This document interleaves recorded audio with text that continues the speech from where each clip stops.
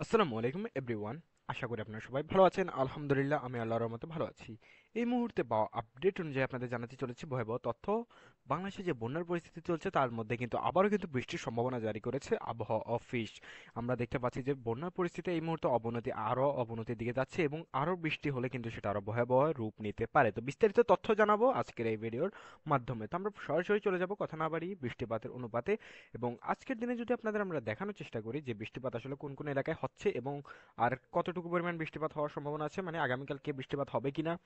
আপনারা এই মুহূর্তে দেখতে পাচ্ছেন যে চিত্রের মাধ্যমে কিন্তু বাংলাদেশের যে বর্ডার দেখতে পাচ্ছেন, এই যে আমরা যে পয়েন্টের মাধ্যমে আপনাদের দেখানোর চেষ্টা করছি, তো এখানে দেখতে পাচ্ছেন আপনারা বাংলাদেশের পুরো এলাকাটা, এই এলাকাটা জুড়েই কিন্তু পুরো বৃষ্টিপাত হচ্ছে, 1 ইঞ্চি ছাড় নেই যেখানে বৃষ্টিপাত হচ্ছে না।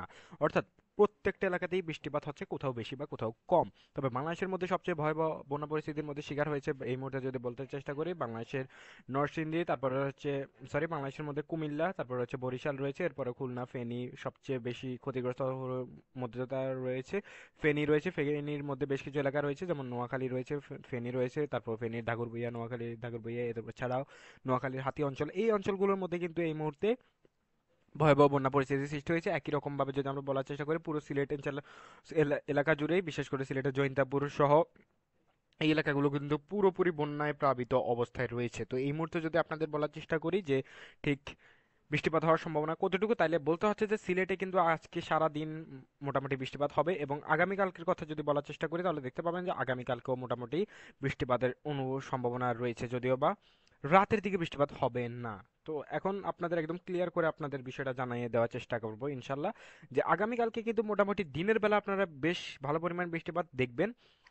বিশেষ করে বাংলাদেশের মধ্যে কুমিল্লা, ফেনী, বরিশাল, নোয়াখালী এই অঞ্চলগুলোতে মাত্র অতিরিক্ত বৃষ্টিপাত হবে আগামীকালকেও।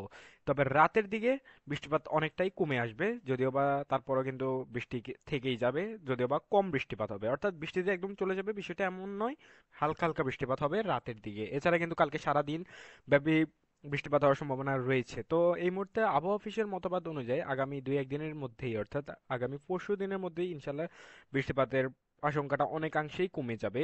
এবং আগামী 4 থেকে 5 দিনের মধ্যে ইনশাল্লাহ বৃষ্টিপাতের যে অবস্থা রয়েছে সেটা কিন্তু কেটে যেতে পারে। তবে এই 4-5 দিনের মধ্যে কিন্তু আর অত ডিটেলস আপনাদের বলা সম্ভব নয়। তবে বন্যার পানি কমতে না হলে আরো 2 থেকে 3 দিন সময় লাগবে যদি বৃষ্টিপাত না হয়। তো আমরা দেখতে পাচ্ছি যে আগামীকালকেও বৃষ্টিপাত হওয়ার সম্ভাবনা রয়েছে, তাই বন্যার পরিস্থিতি আরো অবনতির দিকে যাওয়ার একটা পূর্বাভাস দেওয়া হচ্ছে আবহাওয়া অফিস থেকে। তো এই ছিল মোটামুটি আমাদের কাছে সর্বশেষ আপডেট। সবাই ভালো থাকবেন। আবহাওয়ার সহ সকল ধরনের খবরাখবর পেতে আমাদের চ্যানেলটা সাবস্ক্রাইব করে রাখবেন। আসসালাম।